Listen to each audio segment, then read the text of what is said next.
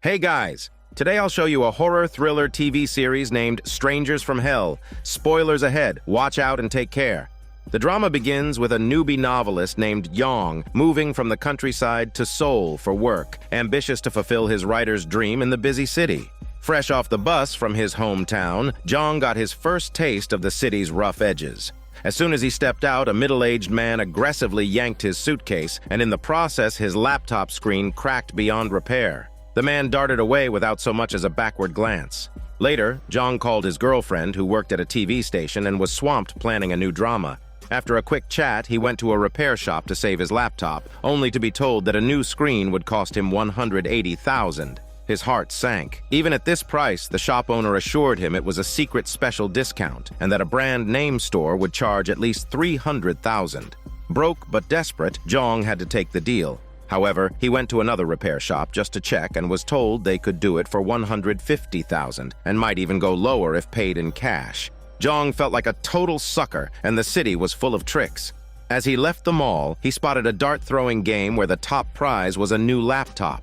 Already feeling unlucky, he thought maybe the universe could cut him some slack. He bought 5 darts, staring intensely at the bullseye. As expected, he walked away with 5 consolation prizes. Even so, he comforted himself by thinking at least the prizes looked nice. Next, Jong began apartment hunting. Any place remotely decent cost at least $600,000 a month. Exhausted and dripping with sweat in the summer heat, he found relief in the air conditioning at an ATM, not because he needed cash, but to cool off.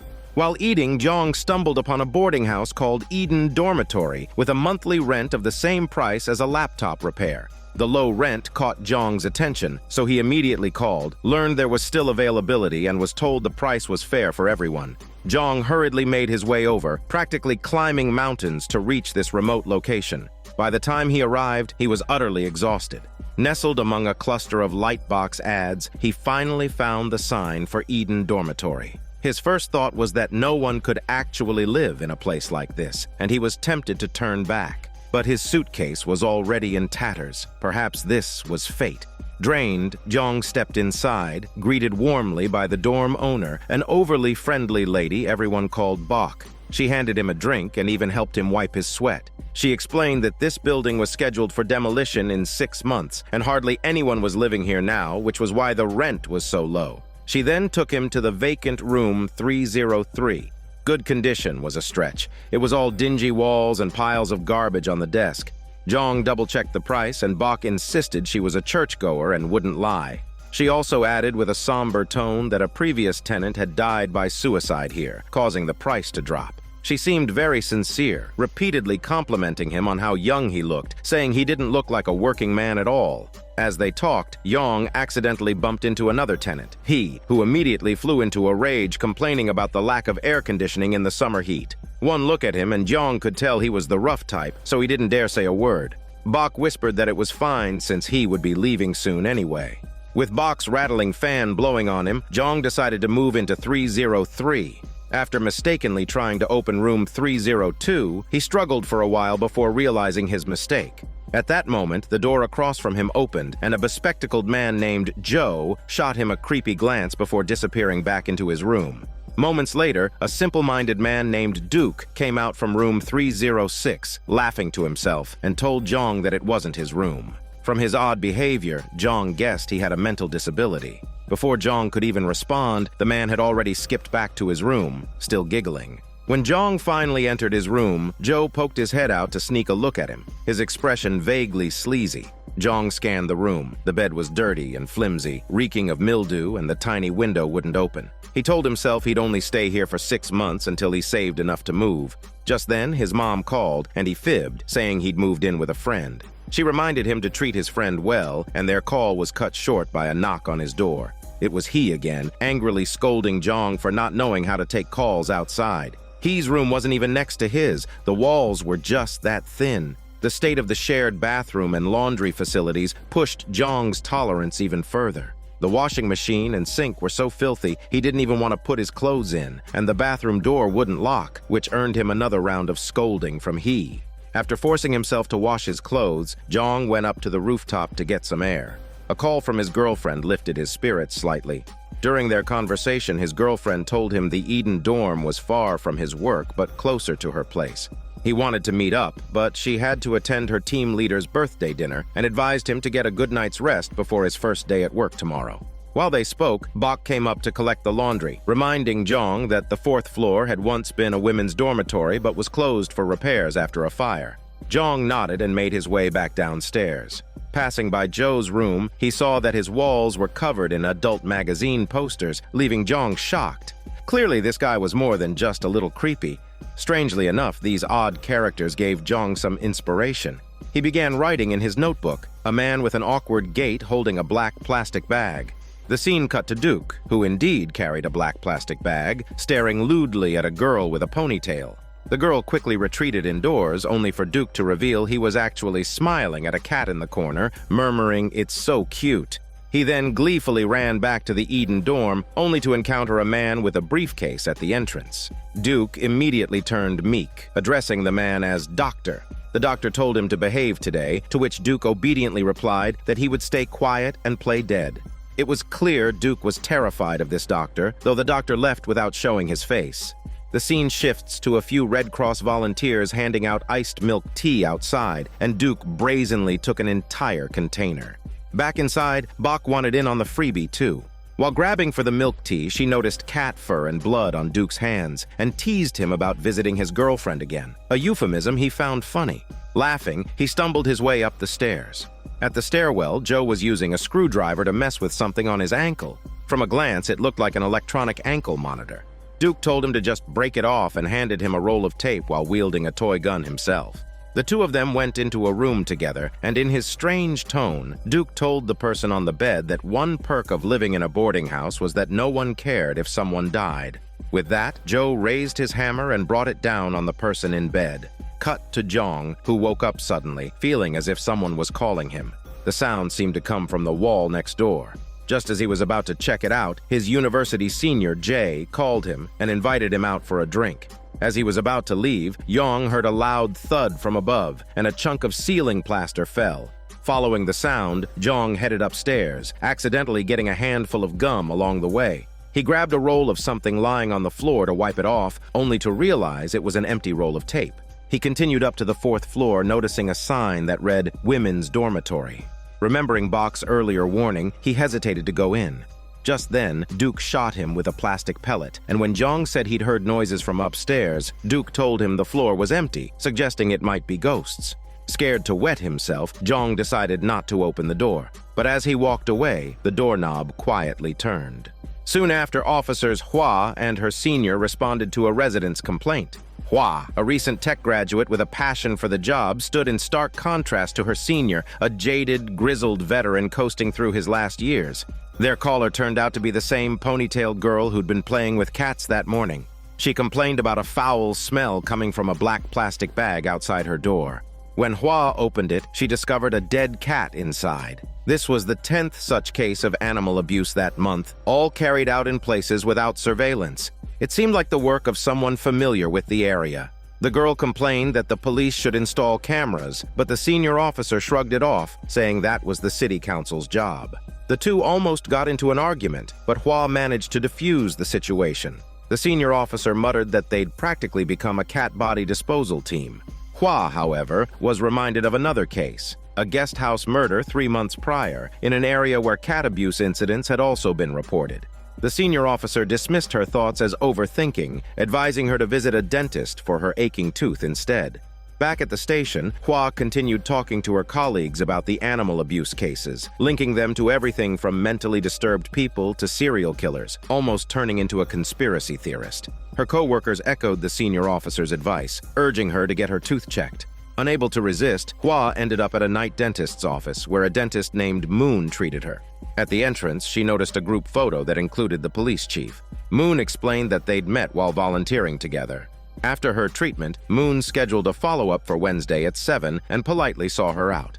At the same time, Jong was meeting Jay at a small bar. Hearing that Jong hadn't given up on his writing, Jay laughed at him for dreaming big. He also noted that Jong's girlfriend had been dragged into a work dinner and criticized the company culture, adding that his own company would never do such a thing. Jay, now a company boss, had recommended Jong for a position in his company and encouraged him to tough it out at the boarding house until he completed his internship and could go full-time. Then, he tactlessly brought up saving for marriage, a sore spot for Jong, whose face soured at the mention. Jong asked him to drop the subject, and Jay playfully pretended to get offended until Jong smoothed things over with a smile. While outside for a smoke, Jay reminded Jong to work hard, saying the youth unemployment rate was high. He mentioned that he'd turned down many applicants to select Jong, who thanked him profusely. When Jay stepped out to borrow a lighter, Jong muttered a complaint under his breath. Just then, he noticed two young men near the door getting into a heated argument. Jong wanted to call the police, but Jay advised him to mind his own business. Getting involved could lead to trouble on both sides. Watching them throw punch after punch, Jong was reminded of his military days, and his old anxieties flared up. He rushed over, managing to pull them apart. Later, Jay praised his bravery and invited him to another spot to continue drinking, but Jong, exhausted, declined. Though Jay wasn't pleased, he still insisted on calling a taxi for Jong. The taxi driver started talking about the darker side of human nature, saying that kids can laugh while squashing bugs. Jong interrupted him. He was too tired to listen. After watching the Eden dorm entrance for a while, he forced himself up the stairs. The doctor with the briefcase followed him inside, greeting him in the hallway and making some cryptic comments before moving on. Jong entered his room, ignoring the sound of banging from the ceiling. Taking his clothes, he headed to the bathroom. Unbeknownst to him, a hidden peephole watched his every move. Inside, Duke was taking a shower, using toothpaste the size of a green bean and even taking half of Jong's shampoo. By now, Jong was used to such quirks, though he did notice Duke's speech seemed clearer than before without his usual stutter. After his shower, Jong went to the kitchen to make noodles. He walked in, telling him that the creep in room 313 had been watching him earlier. Jong turned, catching a glimpse of someone quickly slipping away, but had no idea who lived in 313. He asked him to cook an extra portion and warned him that the eggs Bach provided were all bad. As they chatted and ate, he mentioned that everyone in the boarding house was a weirdo, and he couldn't predict what any of them might do. Fortunately, he was moving out next week to return home, but he cautioned Jong to be especially careful of his neighbor. After finishing his noodles, Jong returned to his room, only to be startled by Duke appearing behind him. He opened his door and told Duke to be quieter. At that moment, Jong realized Duke's room was 306. As he glanced back, he noticed Joe was staring at him yet again. This was the third time today. Finally fed up, Jong blurted out, but a voice in his head warned him to keep his cool. Joe said nothing, though Jong could see a gleaming knife behind his back. Once back in his room, Jong took a deep breath to calm down. Late that night, Joe stood outside his door muttering, "To kill or not to kill?" Meanwhile, he sat in his own room with a knife, seemingly pondering the same question, when he suddenly noticed a plastic pellet, the same one from Duke's toy gun. Hearing noises, Jong woke up to find his door slightly ajar. Stepping out, he followed a trail of blood into the next room, only to be confronted by Joe rushing at him with a knife. With a jolt, Jong woke up, realizing it was just a nightmare. As he lay there, he heard a real argument outside. He was grabbing Duke, demanding to know why he'd entered his room. Suddenly, something bizarre happened. A second Duke walked out of 306. This Duke was clearly the one Jong had met before, leaving both him and he utterly confused. They soon realized that Duke wasn't one person. He was actually a pair of twins. The simple-minded one was Duke, and the one who had been articulate in the shower was his brother. Duke had intellectual disabilities, while his brother was relatively normal. At that moment, the doctor stepped out, unsurprised by the twins' reveal. It was clear he had known all along. He urged He to calm down, but He wouldn't listen and tried to grab the brother, only to be restrained by the doctor. Although He was physically strong, he was no match for the doctor's grip. With his face twisted in pain, He glared as the twins and Joe laughed with a twisted, devilish look. Jong couldn't shake the feeling that this place was truly hell on earth. The doctor stopped He from causing more trouble and politely greeted Jong. Back in his room, Jong noticed Joe still staring into his room and fiddling with his ankle monitor using a screwdriver. The next morning, Joe wiped his leftover chewing gum on the stair railing. This suggests that the gum Jong touched last time was also his doing. Before leaving, Bach tried to comfort Jong, saying that the troublesome He would be moving out today and then only good people would remain. Jong, as usual, didn't understand what she meant, but he didn't have time to ask since he was heading to work. At the door, the doctor greeted him again. Despite the sweltering weather, the doctor was dressed head to toe without breaking a sweat. Meanwhile, the cat abuse case was escalating, with this month's count reaching 13. Officer Hua couldn't sit still anymore. Ignoring her colleagues' objections, she was determined to investigate further. Not long after, Jong arrived at Jay's company, where a chubby guy opened the door. Since he hadn't heard about a new hire, he walked right past Jong, acting as if he didn't exist. Shortly afterward, the team gathered, and Jay introduced Jong to his 3 colleagues. Jong told Jay that the chubby colleague seemed a bit odd, but Jay reassured him, saying the chubby colleague was the most competent one there and advised Jong to work well with him and put up with any minor issues. During the conversation, Jay noticed a spot on Jong's shirt. Jong recalled only bumping into the doctor that day and started to suspect him. Jay suggested that Jong stop looking so gloomy, mentioning that people with anger management issues tend to overreact, like the 2 guys who'd been fighting earlier. Speaking of anger, Jong admitted that every time he saw Joe's eyes, he felt a barely controllable rage.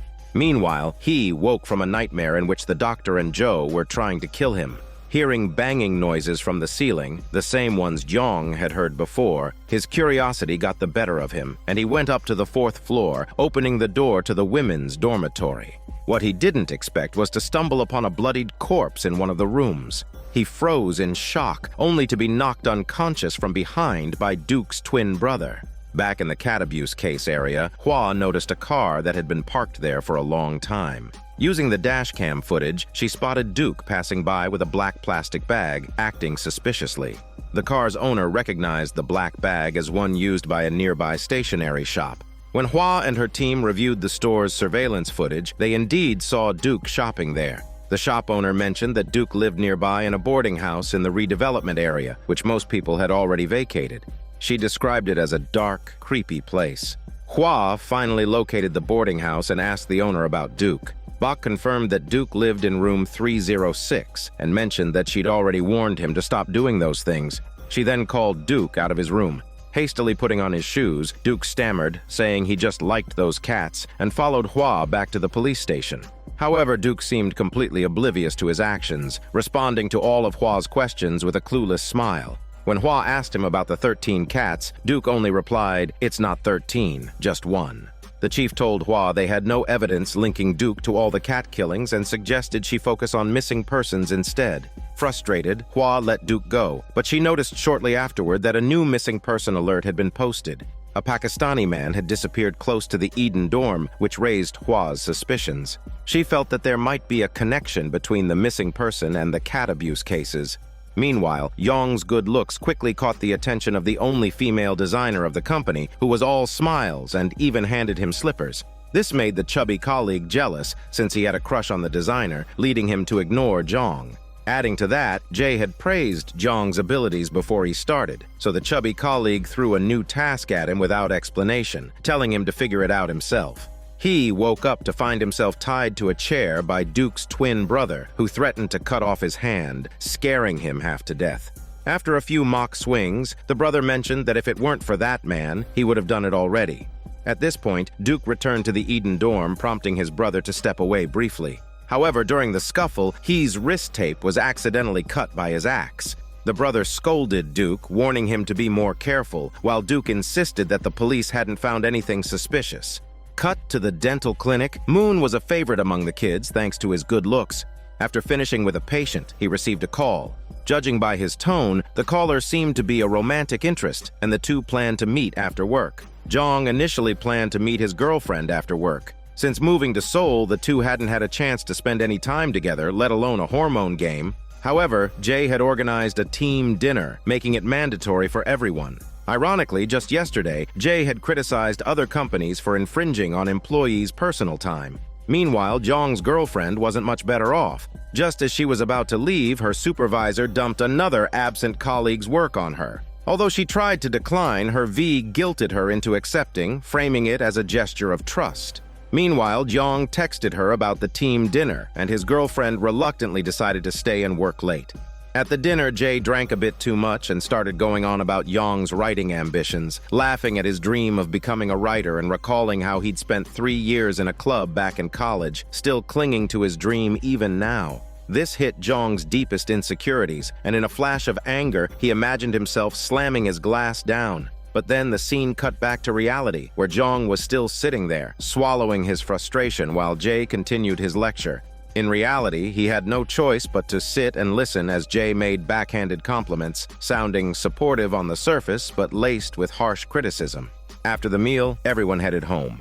As they were leaving, the chubby colleague suddenly stopped Jong, warning him not to get cocky just because he's close to the boss. Frustrated, Jong realized that what sounded like sarcasm to him was interpreted as flattery by others. And now, the chubby colleague was dragging their connection into this, making it all the more confusing. At the Eden dorm, he took advantage of Duke's momentary absence as guard, wriggling free along the tape's seam. Instead of running for it, he surprisingly called the police on the spot. A detective picked up his call and was about to ask for his location when the signal abruptly cut off. He slipped off his shoes and quietly stepped out of the room, only to be struck down from behind by the doctor wielding an axe. The doctor went to the kitchen to clean the blood off, only to find Duke hiding there, sneaking bites of noodles. For his failure as a guard, Duke started slapping himself in apology, but still ended up with a pot of hot soup dumped on his head by the doctor. Bach stormed in, scolding them both, complaining about their constant fighting and lack of unity. The doctor immediately changed his demeanor, profusely apologizing to Bach. Jong returned to the Eden dorm, refusing Bach's offer of an egg for the first time, and went back to his room. The peeling ceiling in one corner constantly made him uneasy. While looking at the damaged wall, his phone slipped and fell under the bed. Reaching for it, he found a notebook hidden underneath. The first half was written in an incomprehensible foreign language, but the latter half was in Korean, filled with the same phrase repeated over and over, "Go to hell!" Jong suddenly remembered Bach mentioning that a previous tenant had died by suicide here, though supposedly not in his room. Now it seemed Bach had tricked him again. Feeling frustrated, he started downing beers one after another. Calls from clients kept coming, asking about the performance schedule, and he realized that the designer, who was supposed to handle calls, had redirected them all to him, the newbie who had no idea what to do. Even more depressed, Jong returned to the Eden dorm, where a detective named Cha arrived to investigate He's disappearance. It seemed Cha was the officer He had called earlier. Bach told Detective Cha that he had skipped out on rent and even beat up his neighbor Duke. Failing to get any helpful information from them, Cha then questioned Jong, who only then learned that he was actually a fugitive. He had recently filed a report saying someone was trying to kill him, and then he vanished. Jong mentioned that he didn't get along with the other tenants and often warned him to stay away from them, but beyond that, he didn't know much. Detective Cha left his business card, telling Jong to reach out if anything came up. As they spoke, someone seemed to be watching them from a car parked in the distance. When Jong re-entered the Eden dorm, he found that someone had opened his delivery box. Bach told him it was Joe from 313, making Jong furious enough to confront him. But upon seeing Joe absorbed in his adult movies, Jong decided to let it go once more. He took out his newly repaired laptop from the box and suddenly remembered that he had mentioned going back to his hometown over noodles. With this in mind, he went out to find Detective Cha. But while he was outside, the doctor sneaked into the detective's car, strangling him from behind. To finish the job quickly, he even drove the knife in as a final blow. Unbeknownst to Jong, Detective Cha had been murdered just 20 meters away from him. However, in a sudden twist, it turned out that wasn't the end. Detective Cha hadn't died from the initial stab. Minutes later, he regained consciousness, grabbed the doctor's knife, and began to fight back. After a struggle, Detective Cha was ultimately killed, but not before inflicting injuries on the doctor. Just then, Moon approached, holding a cake box. Though it was no ordinary cake, it was full of syringes. Opening the car door, Detective Cha's body fell out, and without a word, Moon plunged a syringe into the doctor's neck, coldly calling him a failed creation.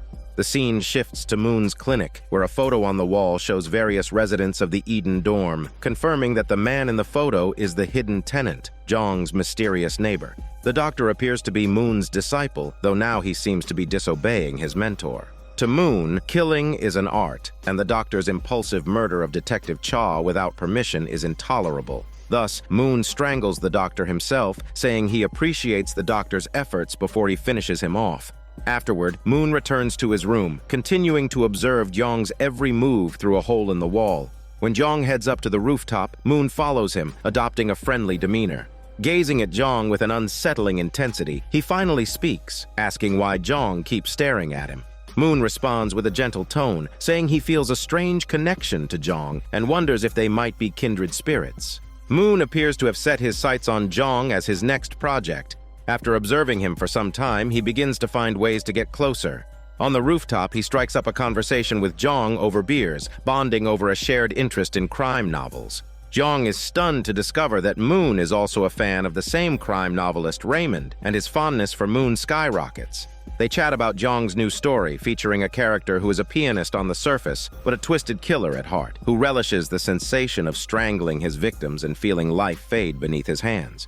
Jong's description of this character perfectly matches Moon, who confesses his own feelings on the matter with excitement. For him, strangling someone isn't about feeling the cold. It's about feeling the fiery heat of blood coursing beneath his grip.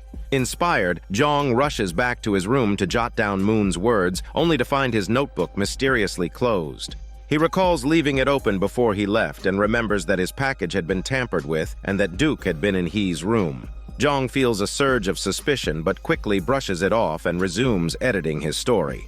Meanwhile, a vehicle winds its way up a mountain path. The goofy twin brothers, along with Joe, serve as the Eden dorm's cleanup crew, sent to dispose of a new body. From the way they work, it's clear there's a hierarchy within the Eden dorm. Duke and his twin brother handle the physical labor, while Joe supervises, still fiddling with his ankle monitor. The brother occasionally plays with a lighter, claiming he's just having fun with fire. In the sweltering heat, Duke angrily kicks the body bag, cursing non-stop. The scene eerily mirrors a passage from Jong's own novel. After burying the body, the brother douses the car in gasoline, preparing to burn the evidence. Judging by his conversation with Joe, it's clear the body they're burying is that of the doctor, meaning this gruesome task was assigned by Moon himself, the mastermind behind it all. The brother grumbles about always cleaning up other people's messes, wondering when they'll get to do things themselves. The implication is that they're still just Moon's errand boys. In his room, Jong gradually felt sleep taking over as he drifted back into a dream of his days in the military. In the dream, he was being punished by a superior for dozing off, and this was his second flashback to his enlistment. It was clear that his time in the military was painful and left a lasting trauma. When he woke up, he was still in the same punished position. Stepping outside, Jong noticed that Joe's door was still open. As he showered, Jong mumbled to himself, debating whether to confront the doctor about spitting on him, but the doctor had mysteriously disappeared. Just then, Moon walked in to flex his figure. Jong asked him why he hadn't seen the doctor or he lately. Moon brushed it off, saying they weren't close and it was better not to pry into others' business. Jong admitted that made sense. After all, no one would truly enjoy living in a place like this. Moon took the opportunity to invite him to have a beer on the rooftop that evening, but Jong declined, saying he had plans with his girlfriend. After his shower, Jong couldn't help but find the twin brothers suspicious. He asked Bok if each room could only be opened by its assigned key. Bok insisted it was secure and even flirted with him a bit. Still uneasy, Jong decided to take precautions, placing a bit of dust along the edge of his notebook and photographing the dust pattern. This way, he'd know if anyone tampered with it. Feeling slightly more secure, he took a deep breath and left the room. Joe was staring at him as usual, his face half lit by the glow of his computer screen, making him look eerier than ever. Bok walked over and scolded Joe, telling him to shut his door before cheerfully stepping aside for Jong. Stepping out of the Eden dorm felt like returning to the land of the living. On the rooftop, Duke's brother was respectfully reporting to his superior, keeping his head lowered as he confirmed that all traces of the body had been disposed of. As Jong walked, he texted his girlfriend. After multiple delays, they were finally determined to meet today. Just then, he saw a stray cat and kindly bought it a can of food, only to be scolded by an older man passing by who blamed people like him for attracting the cats. The indifference of city life was on full display. With the cat abuse case on hold, Officer Hua began focusing on the missing foreigner case. She noticed the wife of the missing Pakistani man lingering outside the police station. After speaking with her, Hua learned that the Pakistani man had been staying at the Eden dorm before his disappearance. Due to his distant work location, he hadn't been living with his wife, but he called her every day until a few days ago when he vanished suddenly. The Pakistani man had told his wife he was terrified of the dormitory and felt that a group of people there wanted to kill him. This was Hua's second encounter with the Eden dorm, first for the cat abuse, now potentially for a murder case. Her suspicion grew that there was something deeply wrong with that place. Meanwhile, on the fourth floor of the dorm, preparations for a surgery were underway, with he left barely clinging to his burly life. Duke danced excitedly in TikTok style, eager to witness the gruesome show. Shortly after, Moon arrived, telling he that the Eden dorm had none of three things: students, sunlight, and people who look for them. He had broken the rules by attracting the police, so he had to be punished. Donning a protective suit and playing classical music, Moon transformed the room into a twisted, makeshift operating theater. As three onlookers excitedly discussed how to divide up tasks, he's horror was unimaginable. Moon's tone was calm and gentle, as if he were dealing with a regular patient, except that this patient had no anesthesia. With precision, Moon began extracting each of he's teeth one by one. His movements were smooth and graceful, his expression unbothered like a master surgeon. Afterward, he selected the largest tooth, carefully crafted it into a ring, and placed it in his collection. Judging by the number of rings, Moon had claimed an impressive tally of lives. The scene shifts to Jong's girlfriend, who was subjected to her sharp-tongued supervisor's constant criticisms as usual. Upon hearing that Jong was writing, her supervisor scoffed that anyone can write a book nowadays, while dissecting her proposal as though searching for the smallest flaws. In contrast, Jong's day was hardly better. Since Jay was running late from a hangover, the journalist client was visibly displeased.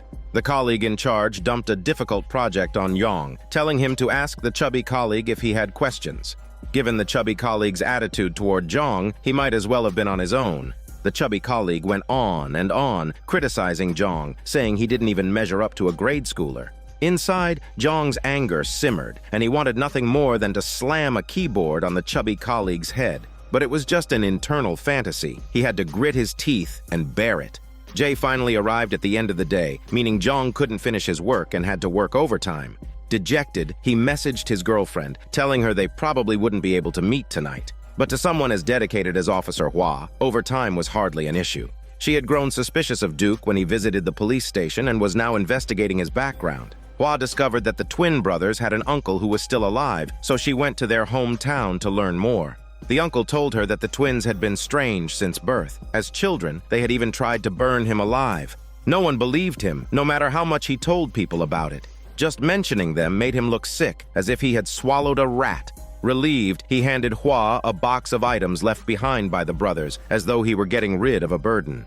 Inside the box were some videotapes, which Hua took home and watched on an old VCR. The footage showed the twin brothers as children, playing a game they called the Frog Welcoming Ceremony, which involved dismembering frogs with tools. At one point, an older woman appeared on screen, praising them for catching so many frogs, saying they'd have frog legs for dinner that night. Hua recognized the woman as none other than Bok, the dorm owner. It turned out Bok had known the twins since childhood, so why were they still living together as adults? The scene then shifted to Bok preparing dinner, tossing bright red mushrooms into boiling water, which quickly turned into a blood-like broth. Her face was full of satisfaction.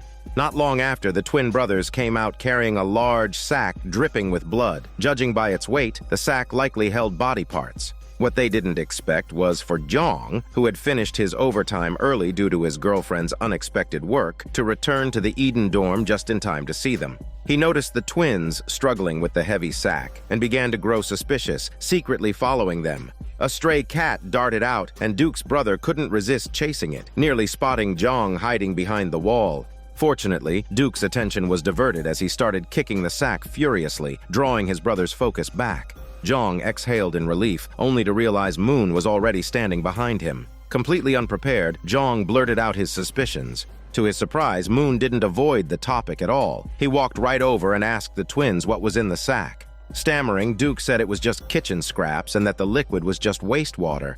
Moon scolded them for not sorting the trash, but Jong wasn't convinced, insisting they open the sack. The twin brother handed him a knife, telling him to cut it open if he wanted.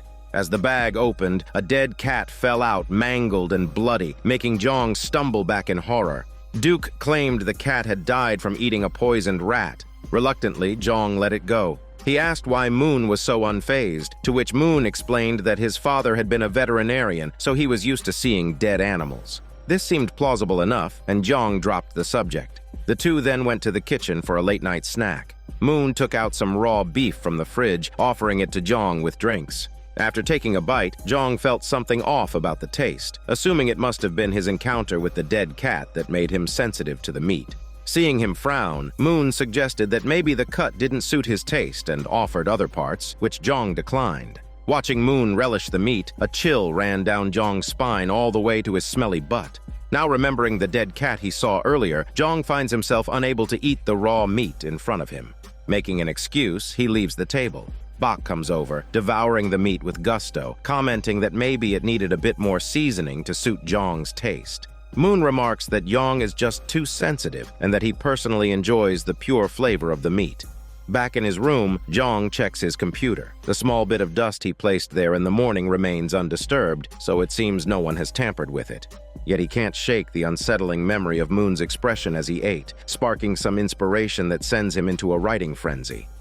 The scene shifts to the road where the twin brothers drive back after disposing of a sack, blaring loud music. Officer Hua pulls them over for a random check. Already suspicious of them, she notices that Duke's twin brother is wearing a watch identical to the one the Pakistani man wore in his last known photo. It's clear now that the Pakistani man's disappearance is linked to them. Hua demands to inspect the car, and the twin brother grows visibly nervous, especially with bloodstains lingering in the trunk. He gives the same excuse he had given Jong before, saying it's just soup from the trash, though his eyes betray a murderous intent. However, with the senior officer also in the patrol car, Hua doesn't press further, and the twin brother, sensing he's outnumbered, quickly switches to an agreeable demeanor. That night, an exhausted Jong falls asleep and dreams once again of his military days.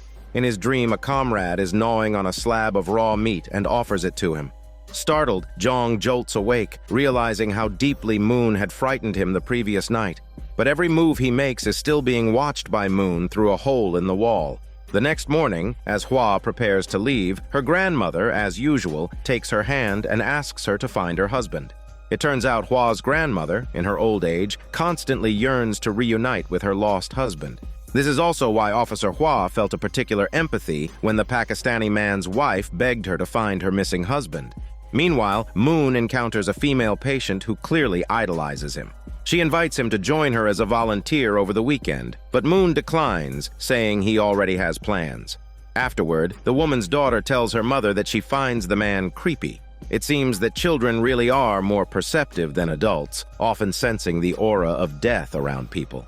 Before leaving his room, Jong repeats his routine from the previous day, sprinkling dust on his laptop as a tamper detection trick. Passing the doctor's door, he can't help but wonder how someone like the doctor, who didn't seem like the type to move out, could just disappear without a trace. Just then, Joe appears, clutching a knife and muttering bitterly that he really wants to kill him. Jong finds himself utterly baffled, suppressing his anger yet again. Every time he sees Joe, his blood boils, but he decides it's not worth quarreling with him. As Jong was leaving, he ran into Officer Hua, who had come to the Eden dorm again to investigate the Pakistani man's disappearance. Bok told her that the Pakistani man used to live in room 303, but later vanished without a trace. Jong distinctly remembered Bok telling him that a previous tenant had committed suicide, but now she was telling Hua that the tenant had disappeared. Bok smoothly told this lie, even reminding Hua to look around carefully before she left. Despite Jong's attempt to remain calm, Hua noticed his unease and offered him a ride, using the opportunity to ask more about the Eden dorm. Jong told her he had only been there 4 days, and apart from the Pakistani man, he'd also noticed that he and the doctor had disappeared. Even Detective Cha, who had previously come asking about he, was now missing. Everything just seemed too strange. Hua asked Jong to send her Detective Cha's contact information. Jong realized he'd left the detective's business card at work, so he promised to text her the details once he got back to the office. After parting ways at the corner, Bok, watching Jong get out of Hua's car from afar, wore a dark expression, clearly unhappy. Just then, a fortune teller approached, commenting on Bok's rosy cheeks, saying it must mean her ancestors had accumulated much virtue. Bok's scowl instantly flipped into a wide smile as she invited the fortune teller over for a visit, who happily accepted the business opportunity. At noon, Jong received a text from his girlfriend, who rarely had fieldwork and decided to visit him at his office. Jay eagerly welcomed her, while his quirky co-workers couldn't help but throw out snide remarks as they ogled her. Although the couple only managed a few minutes together, she hurried off. Just as she left, Moon suddenly appeared across the street, disappearing in a blink, as if he'd been watching Jong. Back at the office, Jae teased Jong about his girlfriend, making some light comments that irritated him. But his co-workers sided with Jae, chiding Jong for being so sensitive. In an environment like this, whether something was his fault or not, it was always his fault. Being new, Jong had no choice but to swallow his frustration. Meanwhile, back at the boarding house, the fortune teller had arrived and was showing off her skills. She looked at Duke and said she could see two shadows around him, guessing he had a twin. She also remarked that he carried a lot of bad luck and that his ancestors had done much harm. But as she spoke, she began to feel dizzy. It turned out Bach had spiked the water she served her. Smiling, Bach told the fortune teller that all the misfortune around Duke was her own handiwork. During lunch, the news reported finding dismembered body parts in a black plastic bag on the mountain. The office buzzed with talk about the latest murder. Jae remarked that true killers often look completely ordinary, blending into society, like someone as unassuming as Jong, who had even dared to break up a fight. Jae joked that someone like Jong must have a crazy gene, passing him another piece of raw meat. Jong couldn't help but remember the raw beef he'd eaten with Moon the previous night, and the sick feeling returned, sending him rushing to the bathroom to throw up. The chubby colleague sneered, mocking Jong for acting pitiful. Annoyed, Jong glared into the mirror, seeing his own distorted face. For a split second, he even saw Joe's face reflected, echoing the threatening words. It was clear that a murderous intent was beginning to brew within Jong. Jong struggled to hold back his anger as Jae continued mocking the Eden dorm in front of their colleagues, claiming even cockroaches would be stuck there forever. Jong couldn't resist talking back, which made the meal tense and unpleasant for everyone. Back at the dormitory, the fortune teller was bound by Bach, while Joe stood nearby, sharpening a kitchen knife. Terrified, the fortune teller lost control and wet herself. It turned out Bach and the fortune teller had known each other since childhood, and Bach hadn't forgotten how she was bullied by her. Bach, who never let go of a grudge, recognized her at first sight. Waving the knife around to scare her, Bach left for some errands, leaving the frightened woman to Joe.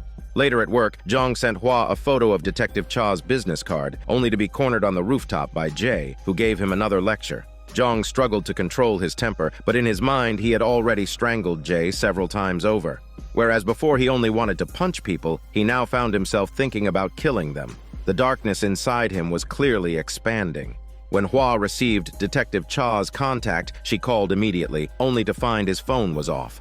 A colleague told her that Cha was supposedly on leave and couldn't be reached. Curious, she asked the senior officer if it was normal for a detective to suddenly vanish like that. The senior shrugged, saying maybe he'd had a sudden inspiration for a case and was working solo. Hwa couldn't shake the feeling that everything was somehow linked to the Eden dorm, but the senior brushed her bullshit off, reminding her that they were just patrol officers, not detectives. Hwa replied that she hadn't become a cop just to solve cases. She wanted to help people. After work, Jong decided to stay and work late to avoid his co-workers. His girlfriend was invited to a gathering by her supervisor, who was cordial but passive-aggressive in every word. Meanwhile, Officer Hwa finished her shift and visited Moon's clinic for dental work, taking the opportunity to chat about recent cases of animal abuse and missing persons. Moon told her that many killers start with animal cruelty. She mentioned the Eden dorm, saying the residents were suspicious. Moon's face darkened. He hadn't expected Hwa to be onto the Eden dorm so quickly. Realizing she couldn't be ignored, he readied a syringe filled with anesthetic but overheard her calling her father, saying she was at the dentist. Realizing it was too risky to act, Moon postponed his plan, unknowingly giving Hwa a narrow escape. Afterwards, Jong called his girlfriend, expressing his discomfort with the people at the Eden dorm. She tried to reassure him, telling him not to overthink. If he had to be concerned about every strange person, he'd tire himself out. She encouraged him to stand up for himself, though she herself remained cautious around her own supervisor, enduring silently despite her resentment. Her words did little to lift Jong's spirits. Back at the Eden dorm, Bach greeted Jong as warmly as ever, offering him drinks and probing if he'd said anything to Hwa. She explained that her earlier comments were only to avoid scaring away tenants, hoping Jong would understand. He nodded absently and returned to his room. Later, Bach hinted to Moon that she'd laced Jong's drink, asking if he wanted to act tonight. Moon instead inquired about the woman on the 4th floor. Normally, no one would dare interfere with Moon's decisions, but Bach wasn't afraid. She replied that she simply did as she pleased, killing whoever she wanted. Rather than reprimanding her, Moon supported her, acknowledging that she was the most unique person there. In his room, the drugs quickly took effect, and Jong soon fell into a dazed, delirious state. His mind filled with chaotic sounds, some about killing, some about kindness, others about pure malice. Staggering back to his room, he glimpsed 3 figures in the corridor, each wielding a weapon, seemingly closing in on him. Helpless, he collapsed onto his bed. From the hole in the wall, Moon watched, his eyes gleaming with twisted delight as he laughed like a mad cow.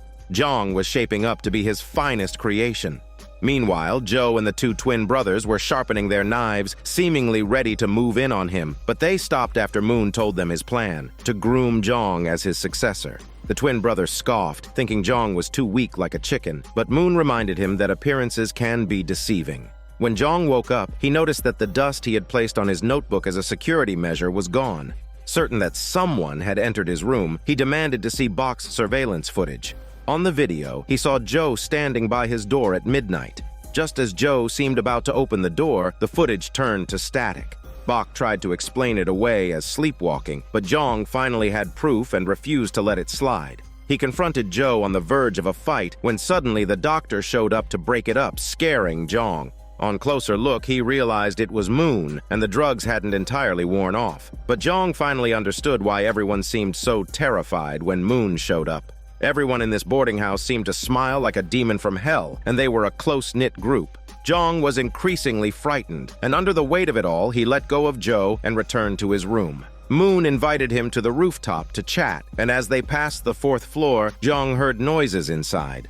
Moon casually mentioned that a young girl had once lived there with her pet cat. After she burned to death, the cat continued haunting the place. In reality, the fortune teller was tied up in that room, struggling between life and death. Once they reached the rooftop, Moon inexplicably started recording Jong, who felt uncomfortable. But Moon complimented him almost flirtatiously, saying it was because he looked handsome. Jong insisted that Joe had entered his room, but Moon just shrugged, instead asking Jong if he'd really wanted to kill him at that moment. After all, a creepy guy like Joe was infuriating, and the strange atmosphere of this place could easily change someone. Moon's words seemed to have a hypnotic effect on Jong, whose expression gradually darkened, almost as if he were being drawn in. If Jong's mother hadn't called him at that moment, he might have answered yes. She was calling to tell Jong his brother was injured and they'd had to use some of his savings for medical expenses, putting Jong even further from the down payment for his new apartment. That night, Bok brewed a blood-red mushroom soup and prepared some poisoned drinks, clearly up to no good. Alone in his room, Jong thought about Moon, who outwardly seemed kind but had an inexplicable eerie quality. Before bed, he blocked the door with a chair as a precaution, but he couldn't escape from his nightmares. Once again, he was back in the military, only this time, it wasn't his superiors or fellow soldiers beating him up, it was himself. In his dream, he violently pinned Joe to the ground, while echoes of everyone's words resounded in his mind, each voice urging him to recognize his true self. Gradually, he began to merge with the other ghoulish figures in the Eden dorm. Increasingly paranoid, Jong suspected it was Duke who had entered his room and called his girlfriend. But she was being tormented by her supervisor, who kept dumping other people's work on her. Any hint of complaint from her was met with sarcasm and scorn. Colleagues seized the chance to belittle her, leaving her feeling stuck. Her supervisor tossed her the office phone with a sneer and stormed out, leaving her too stressed to pay attention to Jong's troubles. Jong, who had no one to confide in, turned to Hua and gave him the notebook left behind by the Pakistani man. Hua asked if Jong had noticed anything else strange, and Jong mentioned the 4th floor of the Eden dorm. He said it was unoccupied, yet there were constant banging noises. While speaking, he suddenly realized that Bok was standing nearby, as if she had been following him. Panicked, Jong quickly said goodbye to Hua and hurried off. After returning, Bok warned Moon that Jong had been meeting with Officer Hua frequently. She suggested that if Moon didn't want to deal with Jong, it might be safer to get rid of Hua instead. Moon dismissed her concern, telling her to stay out of it and that he would handle it himself. Although Bok felt uneasy, she didn't argue since Moon had spoken. Just then, a new tenant, a young man named Seok, arrived at the Eden dorm. Bok, switching to her cheerful business persona, used both persuasive tactics and pricing strategies to win him over. Seok seemed interested, but said he needed to think about it. Bok didn't press further, as she had plans to visit a lonely elderly resident that day. Under the guise of charity work, she delivered homemade drinks to the elderly, but as soon as they passed out, she ransacked their homes. It turned out she was stealing their insurance policies, even scamming the money of the elderly with no family. Jong returned to work, where a previous client, the journalist, dropped by. Since all the other staff were out on fieldwork, the journalist bossed Jong around, demanding a nail clipper, coffee, and fruit. When the journalist heard that Jong was writing a story about the Eden dorm, he remarked that everyone there always looked miserable, as if weighed down by hatred and sorrow. Jong countered, saying the gloomy expressions were actually people holding back laughter. They were enjoying themselves in their own way. When the teammates returned, the chubby colleague noticed Jong had taken a nail clipper from his drawer. Suspecting that Jong might have seen the photo of the female designer he kept hidden there, the chubby colleague grew even more annoyed with him. Meanwhile, everyone realized that their boss, Jay, had been missing for half the day. Unbeknownst to them, Jay had been busy trying to impress Jong's girlfriend, treating her to meals and coffee. However, her supervisor caught her in the act and sarcastically accused her of stringing him along as a backup. To prove her innocence, the girl offered to introduce Jay to her supervisor, who immediately softened and warmly agreed, a reaction that was truly hard to describe. Meanwhile, Officer Hua, inspired by Jong's words, ventured alone to the 4th floor of the Eden dorm. She carefully inspected the abandoned rooms, finding some old medical equipment that Moon had used but failing to connect it to anything sinister. Just as she was about to reach the fortune teller's room, Joe warned the fortune teller to keep quiet. However, when he left, the fortune teller seized the opportunity to escape. She stumbled down the stairs, narrowly avoiding Bach, but her luck ran out at the front door where she encountered Moon returning. Hua found nothing in her investigation, while the fortune teller was immediately recaptured. She begged them to spare her, but Moon coldly retorted that it was pointless to plead. She was going to die regardless.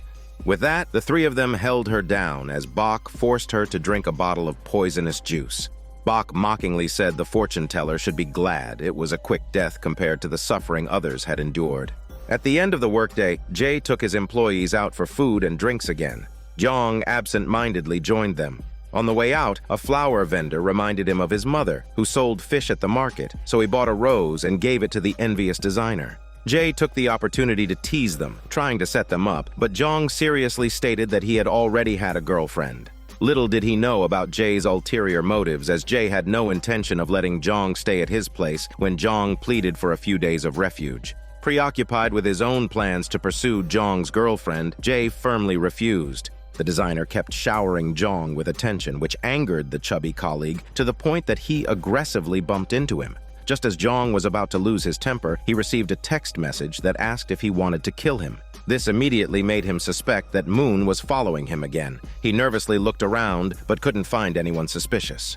Soon after, the group moved to another spot to continue drinking. Distracted, Jong kept knocking back drinks, eventually drinking himself into a stupor. As he got more intoxicated, he began revealing his true feelings, accusing the chubby colleague of being a pervert who spies on women. At one point, he nearly got into a fight with a drunk who was pestering Jay, and in the end, he vomited uncontrollably before being helped into a taxi by his co-workers. Despite his state, he still didn't want to return to the Eden dorm. Before leaving, he begged Jay to let him stay with him, but he was ultimately pushed back into the taxi. As the taxi pulled away, Jong's girlfriend grew concerned and thought about checking on Jong at the dorm. However, she was interrupted by a call from Jay, who lied and said that he had already sent Jong back and wanted to meet her instead. The girl refused, still intent on seeing Jong. A little while later, the lost taxi driver, unable to locate the Eden dorm, brought Jong to the police station. Fortunately, Officer Hua took him in, promising to personally take him back. While sleeping, Jong began to reflect on when his life had started to feel off track. Was it from the moment he arrived in Seoul or when he entered the Eden dorm? Since then, he hadn't felt any happiness and didn't know where his personal paradise might be. He slept deeply, missing many calls from his girlfriend. When Hua finally woke him up, he poured out his heart, admitting his dread of returning to the Eden dorm, where everyone seemed like a stranger. He was nearly on the verge of tears. Just then, his girlfriend texted him, saying she was already outside the Eden dorm, which meant he had no choice but to go back. Outside the dorm, Moon spotted the girl and instantly recognized her as Jong's girlfriend. Meanwhile, Jong received his girlfriend's message and was filled with anxiety. Officer Hua and her junior partner drove him back to Eden dorm in a police car. As soon as he stepped inside, Jong called out his girlfriend's name, only to find her perfectly fine in the dining hall. Bok and the twin brothers were playing a game together, presenting a harmonious scene. Bok complained to Jong, saying she only asked his girlfriend to wash her hands, so how did things escalate to the point of police involvement? Without any explanation, Jong pulled his girlfriend outside, warning her that everyone in the dorm was dangerous and scolding her for coming by herself. The girl was now upset, responding that these people just seemed strange. She even suggested that Jong should move out, completely forgetting his current predicament. They parted on a sour note, with Hua reassuring Jong that she'd see his girlfriend home. On the way, Hua told the girl that her boyfriend only rushed over out of concern for her. While they were talking, Hua noticed someone standing on the rooftop watching the police car drive away. It was none other than Moon, who hadn't shown up earlier. Once again, he invited Jong to go out drinking over the weekend, but Jong declined, tired of his unwarranted friendliness, using a date with his girlfriend as an excuse. Back in his room, Bok brought Jong another drink. Careless as ever, he accepted it, even warning her not to bring his girlfriend inside again. Bok protested, claiming that everyone in the dorm was harmless now, and Jong's mistrust was hurtful. Soon after finishing the drink, Jong felt the effects of the drug Bok had secretly added, only realizing what happened as he lost consciousness. On the way back to the station, the junior officer mentioned Jong's strange behavior, but Hua suggested that sometimes people don't change on their own. It's the people around them who push them into it. Learning that her junior partner was from the same district, Hua asked him about the dorm. He recounted a fire that broke out there years ago, nearly shutting it down. But after the dorm owner's death, his wife, Bok, took over. He didn't know how she managed to keep it going. Hua had also stayed in dorms before, and in her experience, dorms were usually quiet places where everyone respected each other's privacy and acted like strangers. But Eden Dormitory was the opposite, with the tenants behaving like family, which was too suspicious for her comfort. The scene shifts back to the dorm, where Joe and the twin brothers were chatting. Joe was fed up with being under Moon's and Bok's control. With 3 against 2, they thought they could easily take them down, but just then, Duke advised them to act carefully. On the other hand, Bok once again suggested to Moon that they should take care of Jong, especially given the failed attempt with the doctor earlier. She had no faith in Jong. But Moon remained unmoved, reminding Bok that she should know his character by now. While Bok outwardly agreed, she was secretly thinking that if it came down to it, she'd just kill everyone. After passing out, Jong fell into a nightmare. He saw his girlfriend sitting in her previous seat, and when she turned around, blood was streaming from her eyes and mouth. Since coming to this place, he had nightmares every night and was starting to get used to it.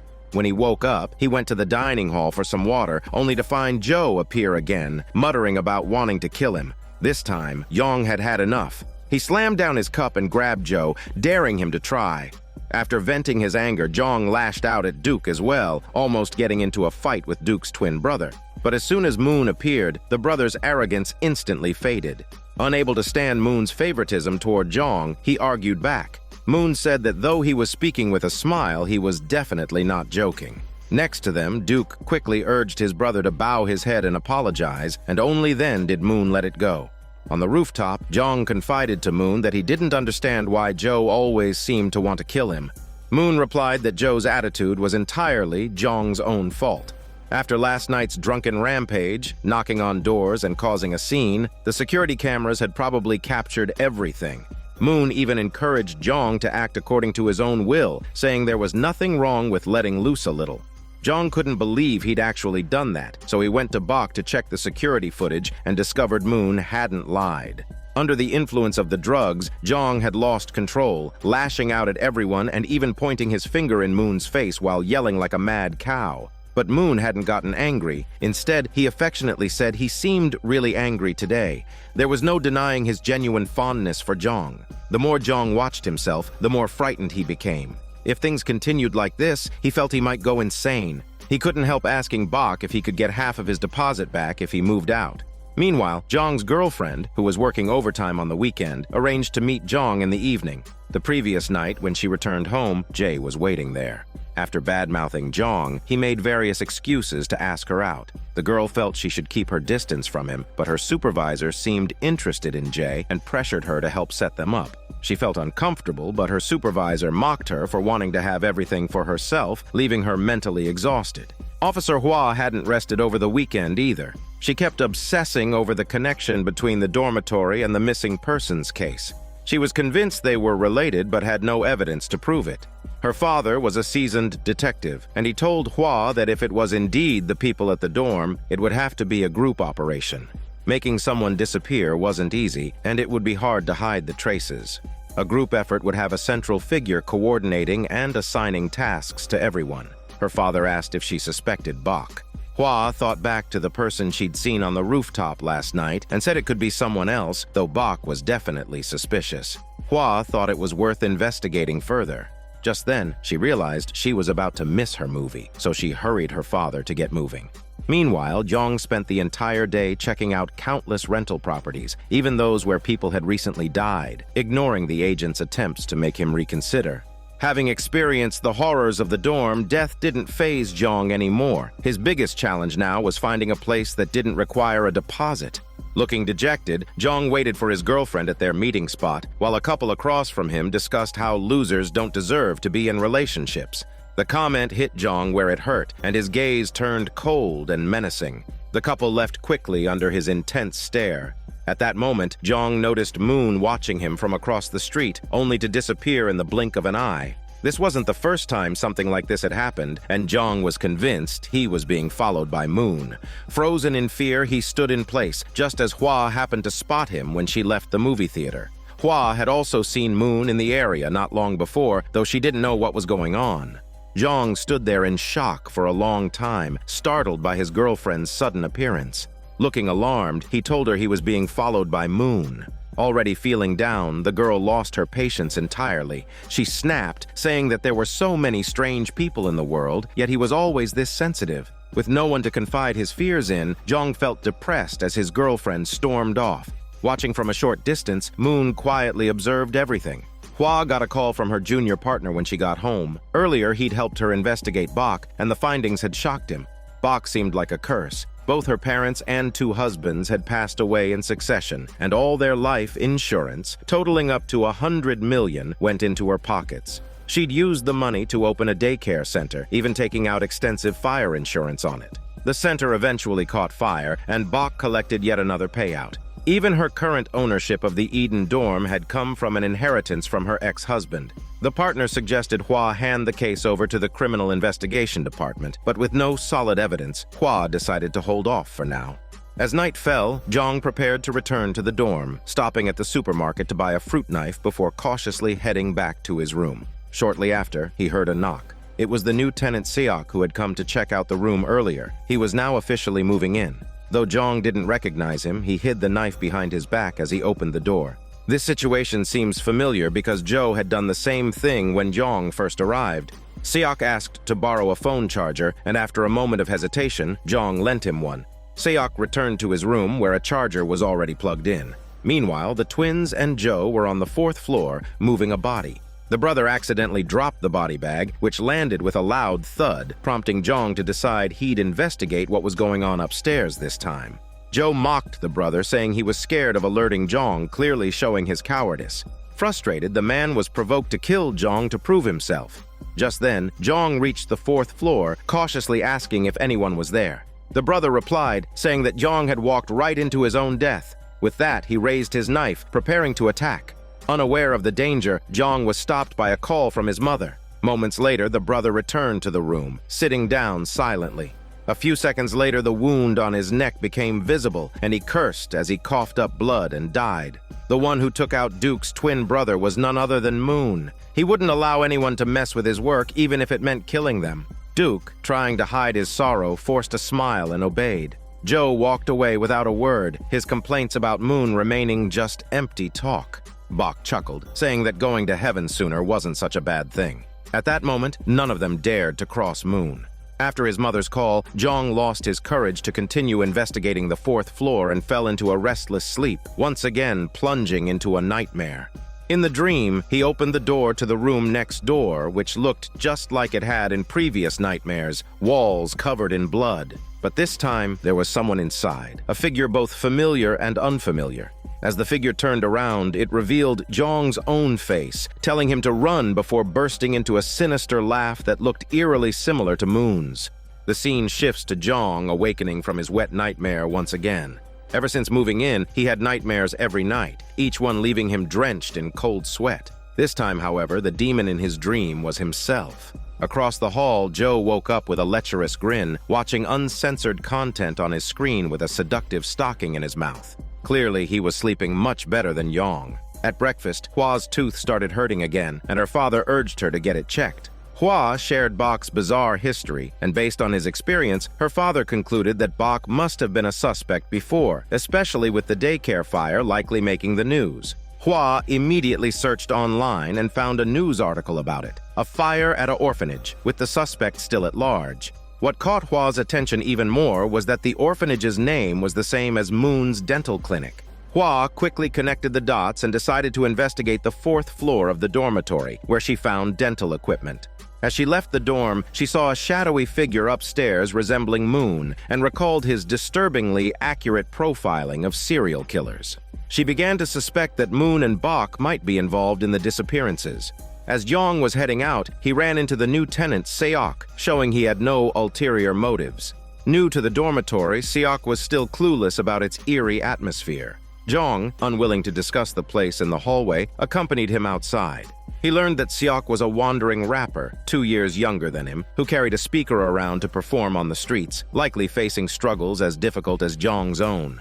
Seok subtly asked about the dorm's residents, and Jong described them as a bunch of odd, middle-aged men, with a warning from his school days not to talk about others behind their backs. Just then, they ran into Moon, who seemed slightly displeased upon noticing the two together. He exchanged a few polite words before leaving. Seok complimented Moon's good looks, joking that all the guys at the dorm were handsome, clearly indicating he hadn't yet met Duke or Joe. Still at odds with his girlfriend, Jong tagged along with Seok to the streets, where a round of awkward rapping earned them only a smattering of applause. Even so, it was better than Joe's habit of painting graffiti all over and picking up stockings discarded by women. Meanwhile, Officer Hua visited Moon's dental clinic, where she took a closer look at the photo at the entrance, noticing that Bok and the twin brothers were in the volunteer group photo. However, not knowing their deeper connections, Hua casually asked about the orphanage. Moon said he'd grown up there and that Bok was like a mother to him. He explained that he was temporarily staying at the dorm due to delays with his new apartment, leaving Hua wondering if she had overthought things. After the performance, Jong and Seok went for drinks. Seok mentioned his first impression of Jong, saying he looked ready to kill, to which Jong replied that the dorm had made him that way. Discovering that Seok, like himself, came from a single-parent family and had moved to Seoul from a small town, Jong felt a kinship and told him they needed to find a way to escape the dorm. Meanwhile, the dorm residents were far from idle. Bok happily prepared a batch of raw, marinated meat, mixing it to her taste, before heading to a hidden basement where the former tenant He lay barely alive. To clarify for the viewers, although many assumed he had died, keen observers would have noticed that the dorm previously dealt with 4 bodies: the doctor, Detective Cha, the Pakistani man, and the fortune teller. He had never died, but was living a fate worse than death. Meanwhile, Duke hid in his room, clutching a box and his brother's flamethrower, sobbing like a giant baby. Having lost his only family member, Duke felt grief-stricken, though he was not yet ready to express it openly. After a few rounds of drinks, Jong continued complaining to Seok about the dorm. Jong asked Seok to keep an eye on things while he's at work, to check if anyone sneaks in. Seok readily agreed, and the two ended with some motivational words for each other. Before they parted, Jong mentioned he was going to check on his girlfriend nearby, only to witness a heartbreaking scene. Jae was dropping the girl off, lingering before he left, and Jong could feel his jealousy flaring up. Just as he was about to confront her, he received a photo message from Seok. The picture showed Joe lurking suspiciously outside Jong's room. Judging from the angle, it seemed Joe had noticed Seok taking the photo. Worried about Seok's safety, Jong ignored his girlfriend's call and rushed back to the dorm. Upon arrival, Jong ran into Duke, who cryptically muttered this was all because of him, his face shifting through emotions before settling back into his usual blank expression. Clearly, he harbored deep resentment toward Jong. Jong found Seok on the rooftop. It turned out he had found He's wallet under the bed, which made him question the former tenant's supposed departure, as it was unlikely for anyone to leave behind their wallet and ID. Seok suggested going to the police, but Jong, recalling the missing detective, advised against it, thinking it best to avoid trouble until he could officially secure his job and move out. As his mother always warned that hell is other people, nowhere was this truer than in the Eden dorm. Moon suddenly emerged from the shadows. Surprisingly, he wasn't angry. Instead, he encouraged Jong to speak his mind, saying it would feel liberating. Even Seok felt the ominous aura emanating from Moon and suggested to Jong that they stick together to the bathhouse. To their surprise, Joe was outside eavesdropping. Later that night, Jong got up to go to the bathroom and on his way back found Joe standing by his door with a knife. Planning to catch him in the act, Jong raised his phone to take a picture, but Bok called out to him loudly, causing Joe to slip away. Frustrated, Jong complained about Bok's timing, saying he was about to get hard evidence. Hearing this, Bok's face darkened, and she immediately stormed into Joe's room, slapped him, and started berating him, while also sending Duke in to search for the knife. After searching high and low and finding nothing, Bok scolded Jong for making baseless accusations. Jong, however, wasn't convinced and insisted on a thorough search, even making Joe strip to prove he didn't have the knife. Joe cooperated without hesitation, but they still found nothing. At this point, Moon emerged, noticing the knife tucked into Duke's waistband, the very same knife from earlier.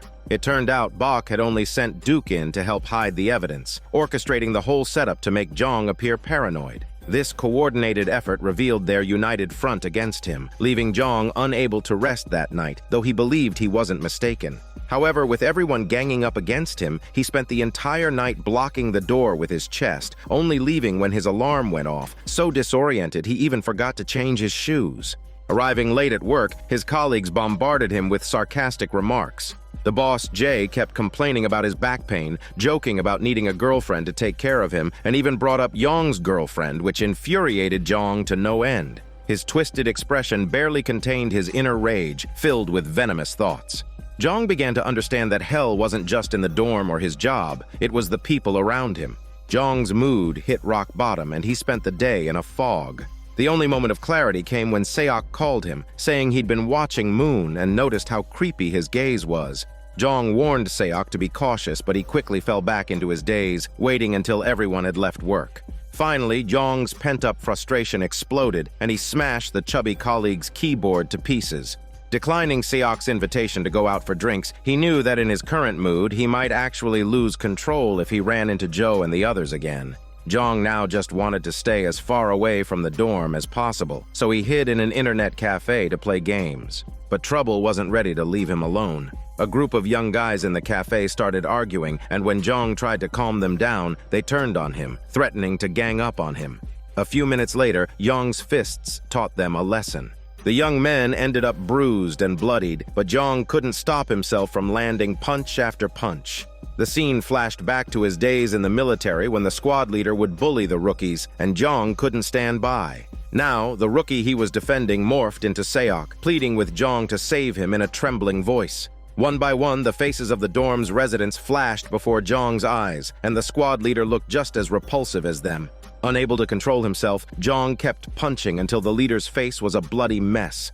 Jong had been trying to help, yet in the end, he'd done the same as the people who hurt others. But he told his comrades he had no regrets. In fact, he felt relieved. If he ever met someone like that outside, he'd probably beat them to death. After his comrade left, Jong looked at his bloodied hand and couldn't hold back a laugh. If he'd looked in a mirror, he'd have seen a smile he was all too familiar with, one he'd been seeing every day since entering the dorm. It was the satisfaction of releasing repressed emotions, the thrill of freeing a dark part of himself, just like now. Seok lay unconscious, and Jong slumped to the ground, exhausted. Moon slowly approached, telling Jong that he would always be by his side. After getting injured in the fight, Jong was taken to Moon's clinic to have his mouth stitched up, where he finally began to feel pain. Once he was patched up, Jong asked the question that had been haunting him: who exactly was Moon, and what did he want? Moon replied that whether he was a dentist or a killer didn't matter. What mattered was who Jong wanted to become, and that he had ways to make it happen. He shared that years ago, a young man asked the same question in this very place. It's Moon's former disciple, the doctor. Back then, the doctor had entered the dorm in a state of utter despair, catching Moon's attention immediately. Moon had seen him as the same kind of person and had guided him into a rebirth. On the rooftop, he'd once told Jong the same thing. His job was to dismantle and reconstruct, and then to recreate. Moon promised Jong that he would become special like him. Jong understood this as Moon's intention to mold him into a killer as well, leaving him horrified. What he'd thought was a stalker turned out to be someone far more twisted, and Jong instinctively rejected the idea. Meanwhile, Officer Hua continued investigating Detective Cha's disappearance. She checked surveillance footage from the supermarket across from the dorm and noticed the detective's car had stopped there for about half an hour on the night he disappeared. She suspected something must have happened during that time that led to his disappearance. Her imagination ran wild as she pieced together potential events. If Detective Cha had been harmed during that time, there would surely be traces left behind. She checked a drain downhill, hoping to find evidence washed down by the rain, but found nothing. Refusing to give up, she checked an uphill drain, and there it was, a needle. In the past, Moon used a needle to kill the doctor, and this could very well be the murder weapon. On Jong's end, the parents of the student he'd beaten up reported him to the police. Jong was taken to the station, but perhaps due to his fear of Moon, he refused to say a word. The parents created a scene, but they were just after money, softening immediately when Moon offered compensation. After paying up and apologizing, Moon took Jong out of the station. The officer reminded Jong to treat Moon as a benefactor, but Hua sensed Jong's inner struggle and offered her help if he ever needed it. As they walked back to the dorm, Jong could no longer hold it in and pleaded with Moon to let him go, promising to pack up and leave the next day. Moon pressed his hand on Jong's throat, as if holding his life in his grip, and told him they were already one and the same. Moon wouldn't tolerate Jong keeping secrets from him. After discovering the needle, Hua realized the situation was serious and reached out to Detective Cha's criminal department explaining her suspicions. However, they dismissed Detective Cha's disappearance as a murder case based on surveillance footage and a needle, and if Hua weren't a female officer, she would have likely faced harsher criticism. With no support and Jong also isolated, he returned to the dorm with Moon, mentally strained. In his fragile state, he mistook a pile of clothes on the table for a dead cat, a gory image flooding his mind and causing him to break down in tears.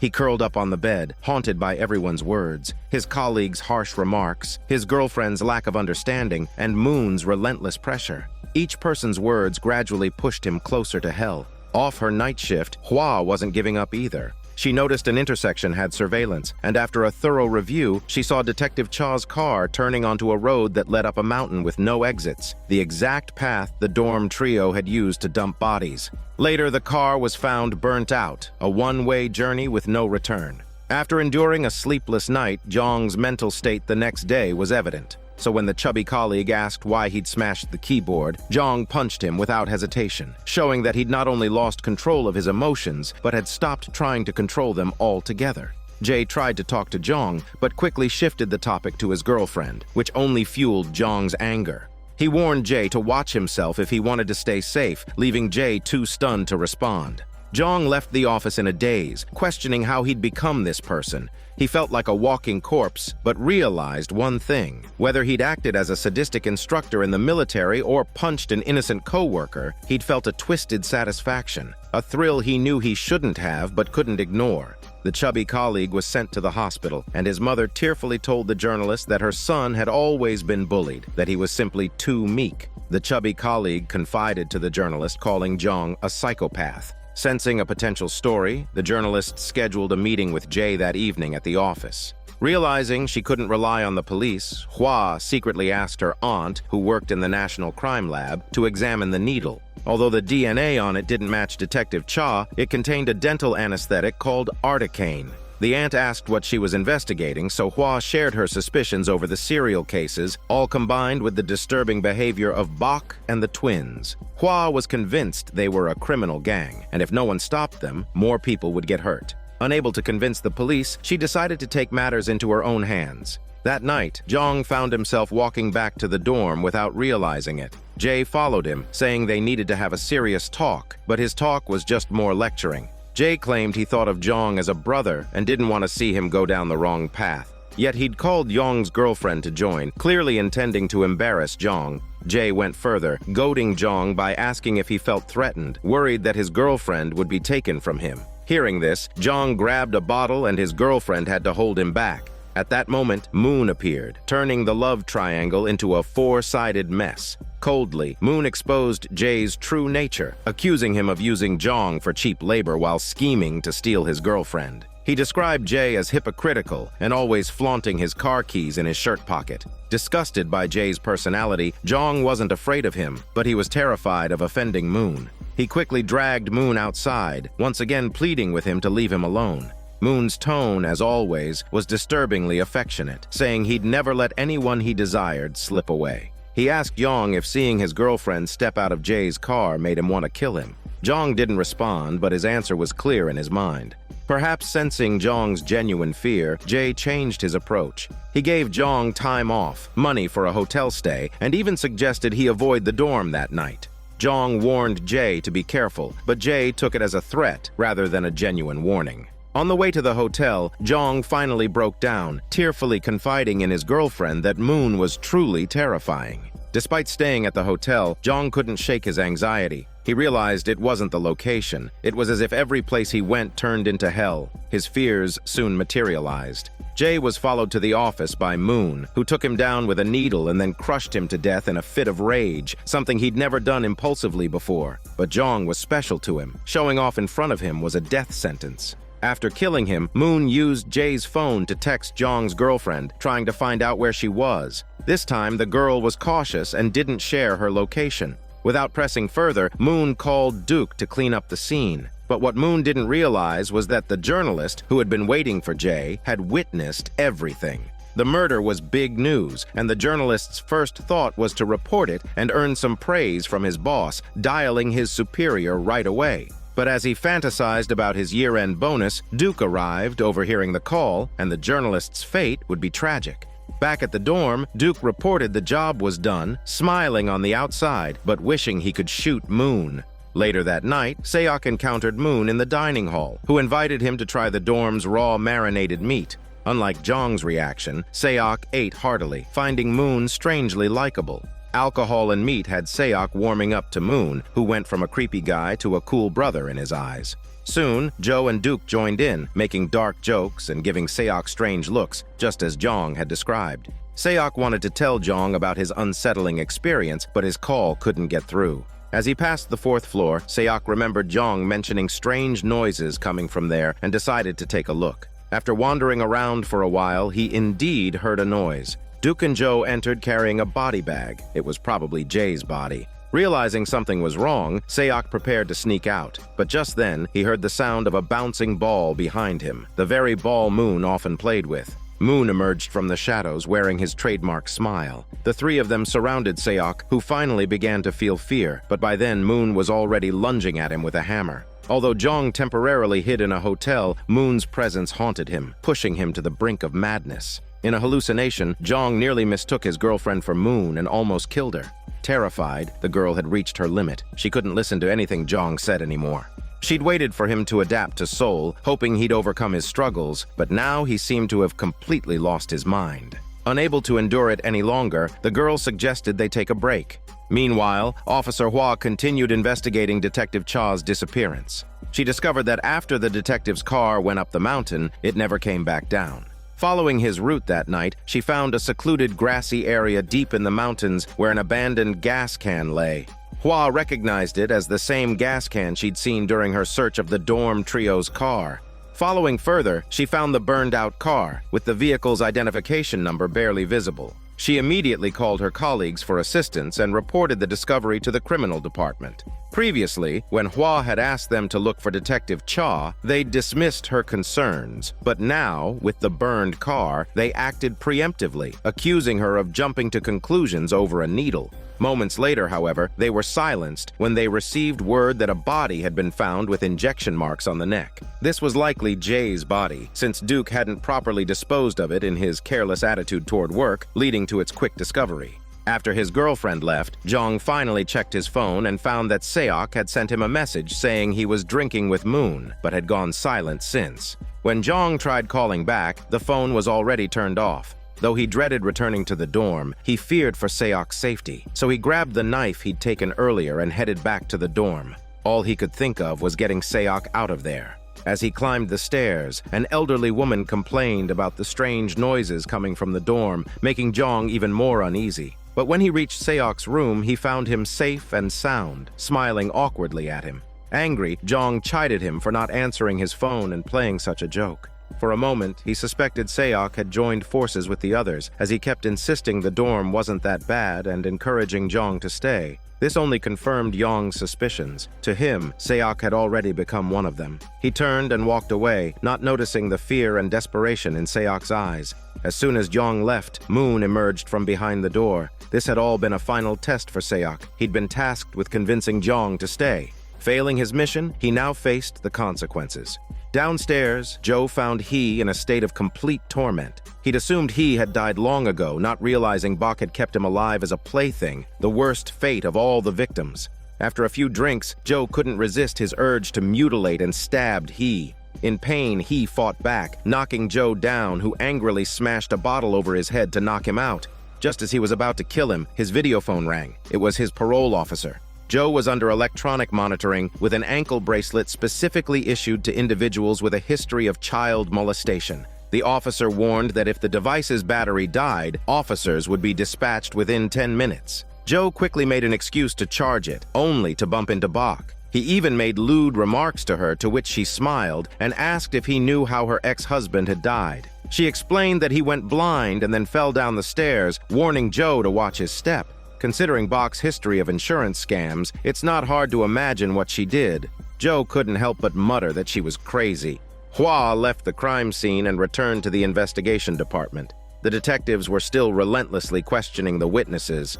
Hua reiterated that the Eden dorm seemed highly suspicious, and the syringe was likely something a dentist would use. But the detectives preferred to waste time with questions rather than go over and investigate. Hua was frantic, worried that someone else might be getting hurt right now, and she wasn't wrong. At that moment, Seok was already tied to a treatment chair by Moon, enduring the same torture as he. Once he finished with this one, Moon's tooth necklace would be nearly complete, a particularly special gift. When Bok arrived, he had already fainted, making the box of raw meat she brought useless. She instantly suspected it was Joe who had interfered, and she was furious. After all, serial killers tend to be highly possessive. No one messes with their victims. Meanwhile, jobless and with nowhere to go, Jong roamed between internet cafes and the streets. Suddenly, he received a message from a colleague saying that Jay was murdered last night. Jong guessed that Moon was responsible. His mind finally clicked into gear, recalling Seok's fearful expression and tone when they left the Eden dorm the night before.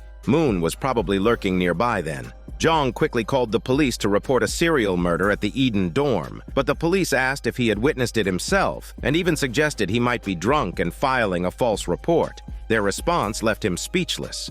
Just then, his mom called. Suppressing his terror, Jong forced himself to sound calm, holding back tears as he reassured her that everything was fine. Despite all his struggles, he still felt compelled to tell his parents that he was okay. While Jong was helpless, others at the Eden dorm were scheming. Duke hadn't killed the journalist that night but had struck a deal with him, agreeing to help report on a serial murder case, not for money, but to teach Moon a lesson. It turned out Duke secretly recorded every crime he helped with, hiding the memory card full of recordings as evidence afterward. Bok ran into a woman who complained about the Eden dorm, learning that her son was also preparing for the civil service exams. She'd rather send him to a training program than let him live at the Eden dorm. Bok's face changed momentarily before she put on her business smile and invited the woman to karaoke. Bok insisted the woman sing a duet with her. After karaoke, she returned to the Eden dorm where Moon had just handed the barely alive Seok over to Duke. Bok said she'd been out having fun, releasing all her stress.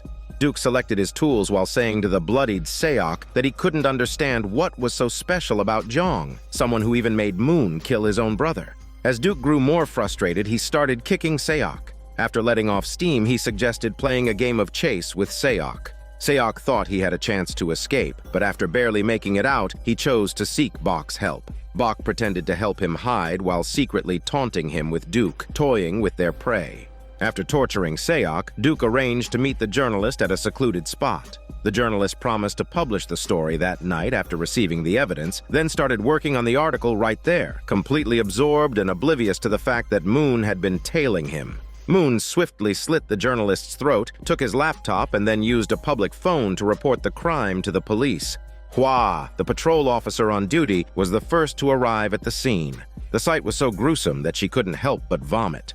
Shortly afterward, the criminal investigation team arrived and noted that the methods used to kill the journalist and Jay were different. One was killed by a blunt force injection, while the other had his throat slit. Although the two knew each other, they couldn't see a clear connection to the Eden dorm. Meanwhile, Jong attended Jay's funeral, where several colleagues had gathered. After a brief moment of kneeling at the altar, he went to the restroom. In the mirror, he suddenly saw another version of himself, looking smug, with a smile that mirrored Moon's, taunting him for being responsible for Jay and Seok's deaths. Jong almost started arguing with his reflection and left in a hurry after a colleague noticed his strange behavior. Stepping out of the funeral hall, he kept telling himself to forget everything and start fresh. However, he unexpectedly ran into his old army comrade. Years ago, it was the comrade in fat who had dragged him into a fight that led to disciplinary action. The comrade took him out for a drink. Reminiscing about their time in the army, the comrade mentioned how Jong had looked out for new recruits, something that built a natural trust between them. Feeling an overwhelming urge to confide, Jong ended up revealing the events at the Eden dorm. Though the comrade found the story unbelievable, he didn't doubt Jong's words. Just then, Jong's girlfriend called unexpectedly, and Jong thought it might be a chance to make amends. However, he was greeted by her trembling voice. It turned out that Moon, in an effort to lure Jong back to the Eden dorm, had used Jay's phone to trick and kidnap the girl. Jong might have avoided Moon, but he couldn't ignore his girlfriend's situation. He demanded that Moon release her, warning that he would kill him otherwise, a reaction Moon had been hoping for, planning to wait for Jong in his room. Jong quickly hung up and hailed a cab to head back, with the comrade joining him in the car. After days of hiding, Jong was returning once again to this hellish place. The comrade entered with a pipe, but Jong knew the dangers that lay ahead. He called Hua, informing her that he was going in to save his girlfriend. By this time, Hua had fully realized the horrors of the Eden dorm and tried to dissuade Jong from taking the risk. However, Jong explained that they had kidnapped his girlfriend just to lure him back. She would only be safe if he showed up. Meanwhile, forensic results came back confirming that the fingerprints on the knife used to kill the journalist belonged to the missing he. This made the detectives even less likely to suspect the Eden dorm, but Hua knew what was really going on and decided to go help on her own. As she climbed the dark staircase, she kept checking her taser, though her nerves were hardly calm. Along the way, Jong found one of Moon's tennis balls, a sign they were nearby.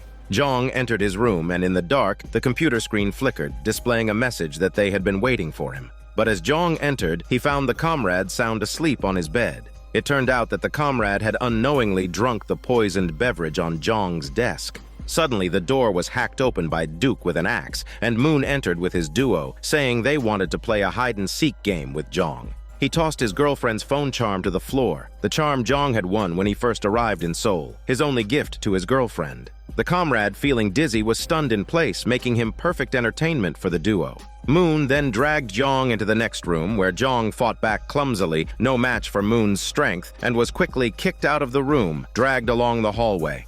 Meanwhile, the duo was gleefully brandishing knives, and the comrade bleeding out on the floor, all of which made Jong drift into memories of his past, his impoverished family, his mentally disabled brother, his overworked mother, his harsh colleagues and superiors.